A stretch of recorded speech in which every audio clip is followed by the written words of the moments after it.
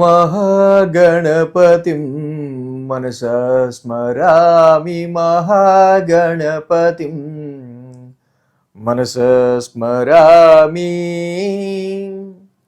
Dear creations family అందరికీ నా హృదయపూర్వక ధన్యవాదాలు. సో అలాగే ఈ యొక్క వారం 2026 కొత్త సంవత్సరం మొదలైంది.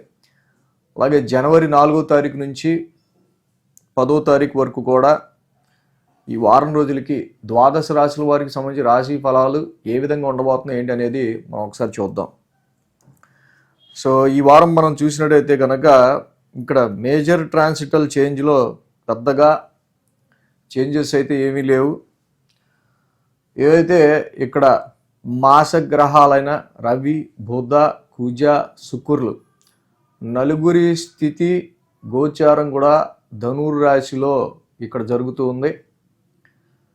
శని భగవానుడు మీన రాశిలో, అలాగే మిథున రాశిలో గురువు గారి యొక్క సంచారం జరుగుతూ ఉంది. అలాగే సింహరాశిలో ఇక్కడ కేతువు యొక్క సంచారం జరుగుతూ ఉంది. కుంభరాశిలో రాహు యొక్క సంచారం జరుగుతూ ఉంది.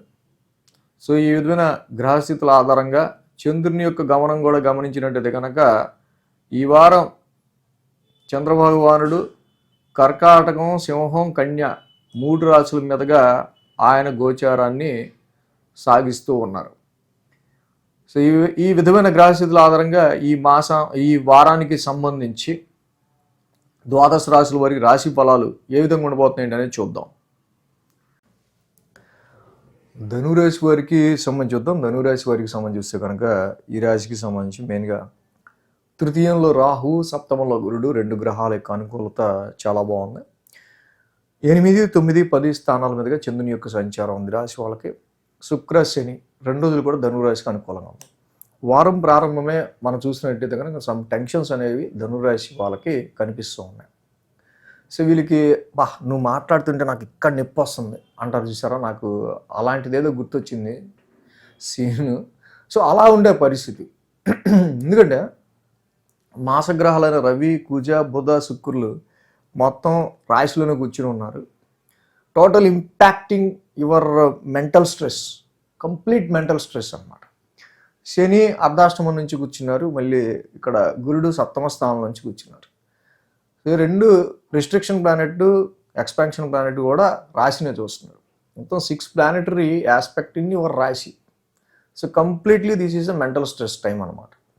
సో ఇక్కడ వారం ప్రారంభం ఆది సోమవారాల్లో కూడా మెంటల్ స్ట్రెయిన్ తగ్గించుకొని మెడిటేషన్ చేసుకుంటా, లేకపోతే కనుక చాలా వరకు ఎక్కువ స్ట్రెయిన్కి, మెంటల్ స్ట్రెయిన్కి మీరు గురయ్యే ఆస్కారాలు ధనురాశి వాళ్ళకి కంప్లీట్గా కనిపిస్తుంది ఈ వారం. ఇక్కడ so much of people approaching you, చాలామంది మిమ్మల్ని అప్రోచ్ అవుతారు. మంగళ, బుధ, గురువారాల్లో చూస్తే భాగ్యస్థానంలో చంద్రుని యొక్క సంచారం, ఆల్రెడీ భాగ్యంలో కేతు ఉన్నారు. అలాగే ఆ భాగ్యాధిపతి రవి కూడా రాశిలోనే ఉన్నారు. ఇక్కడ రవితో పాటు కుజుడు ఉన్నారు. రవి, కుజుడు ఇద్దరు very heat and aggressive and అగ్నితత్వ గ్రహాలు.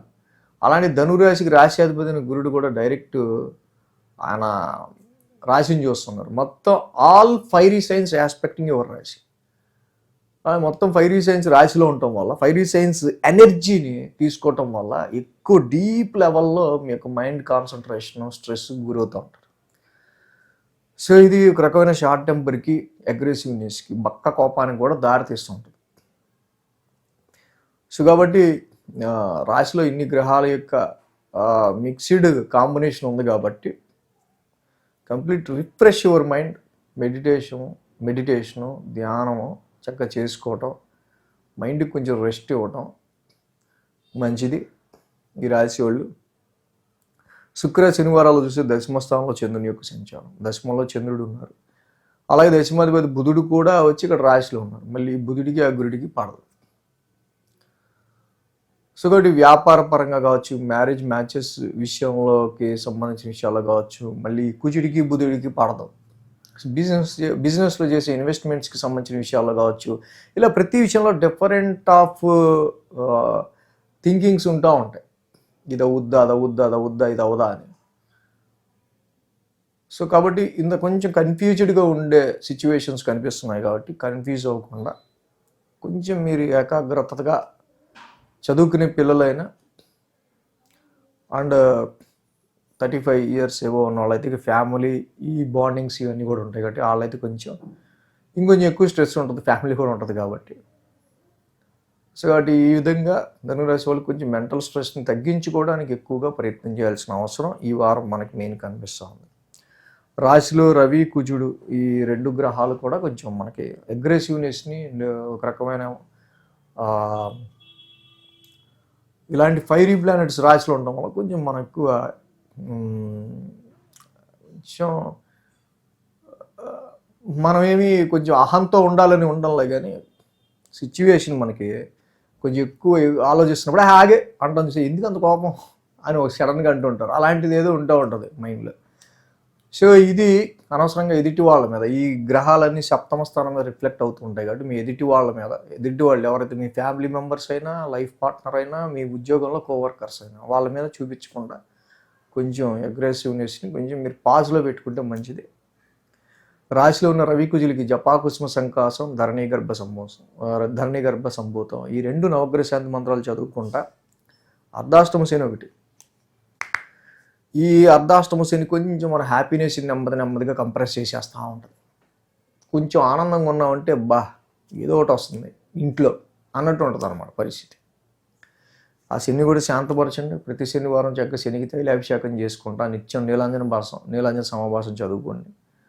సో ఇలాంటివి చేసుకుంటే ఇంకా ధనురాశి వాళ్ళకి ఇంకా మంచి రిజల్ట్స్ అనేవి ఉంటాయి. ఈ వీడియో కనుక మీకు నచ్చినట్లయితే లైక్ చేయండి, షేర్ చేయండి. మరిన్ని అప్డేట్స్ కోసం సబ్స్క్రైబ్ చేయడం మాత్రం మర్చిపోకండి.